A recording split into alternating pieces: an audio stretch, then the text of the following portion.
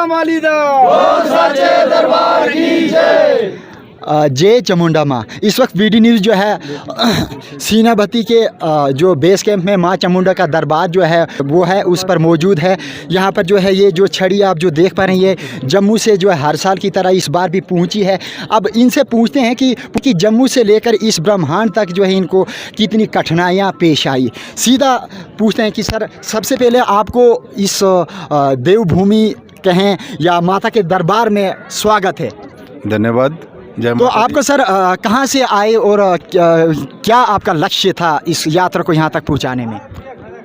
देखिए, वर्ष 2003 में मैं पहली बार यहाँ छड़ी लेकर आया, तभी से ये छड़ी की रिवायत शुरू हुई और वर्ष 2003 से लेकर आज तक ये 20वीं छड़ी मुबारक यात्रा है। जहाँ तक कष्टों की बात है, जब माँ से मिलना हो तो कष्ट जो हैं वो कहीं आड़े नहीं आते। जितने भी भक्त यहाँ आते हैं, जहाँ ऊपर जाते हैं, उनको कष्ट जो है वो कहीं दिखते नहीं हैं।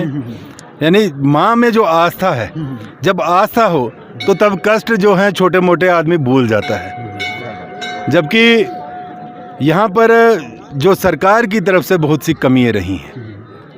यहाँ पर यात्री शेड बनना चाहिए था। 20 वर्ष पहले ये यात्रा शुरू हुई, लेकिन आज तक यात्रा शेड यहाँ नहीं बन पाया। उखराल में यात्रा रुकती है, वहाँ भी रात को जब हमने देखा कि 70-80 यात्री हो गए, लेकिन जो मंदिर का एक द्वार था वहाँ पर उतने लोगों के रहने की व्यवस्था नहीं थी। व्यवस्था तो हुई, लोगों ने जो यहाँ के लोग हैं बहुत अच्छे हैं, अपने घरों में यात्रियों को पनाह दी रखा। यानी परंतु सरकार का भी एक दायित्व बनता है कि जहाँ इतनी बड़ी यात्रा हो, ऐसी यात्रा में प्रयास रहना चाहिए कि हम सिर्फ सियासत ना खेलें।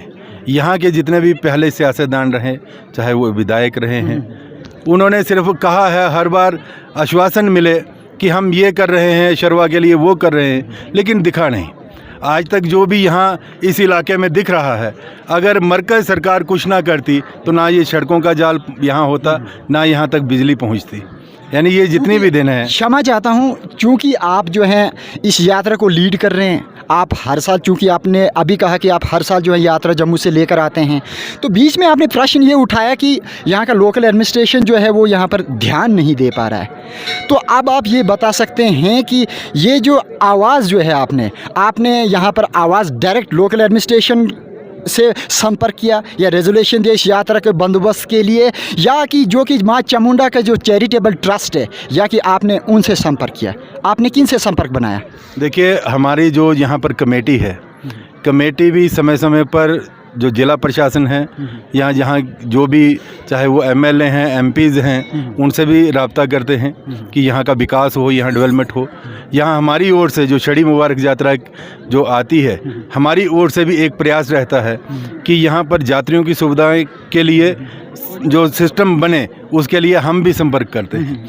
यानी संपर्क हर बार हुआ, कमी रही तो उन लोगों की ओर से आश्वासन दिए गए, परंतु यहाँ पर जो कुछ बनना चाहिए था परंतु नहीं बन पाया।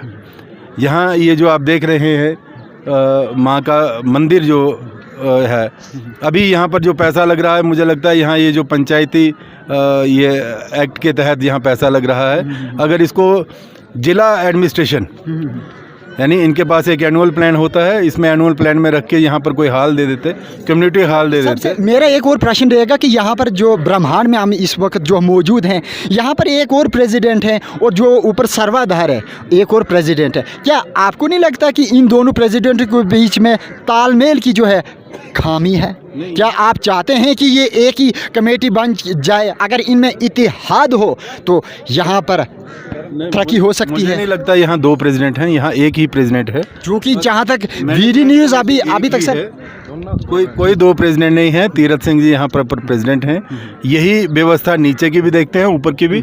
इसी कमेटी में से कुछ लोगों की ड्यूटी लगती है जो जाकर ऊपर बेस कैंप में या शर्वा मंदिर में जो सारी देखते हैं।